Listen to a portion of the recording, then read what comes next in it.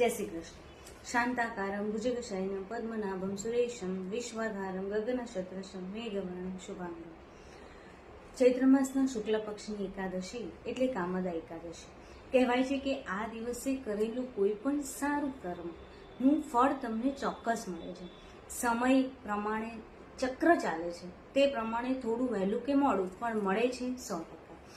કહેવાય છે કે પ્રાચીન કાળમાં યુધિષ્ઠિરે શ્રી કૃષ્ણને પૂછ્યું હતું કે એવું કયું કર્મ કરવાથી અથવા એવું કયું વ્રત તપ કરવાથી મન વાંછિત ફળ મળે છે. ત્યારે તેમણે ચૈત્ર માસની શુક્લ પક્ષની એકાદશીનું મહત્વ સમજાવ્યું હતું.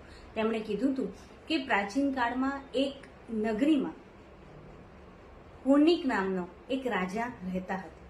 તે જ નગરમાં લલિત અને લલિતા નામના પતિ પત્ની રહેતા હતા. તે દંપતી ખૂબ સુખેથી રહેતા હતા.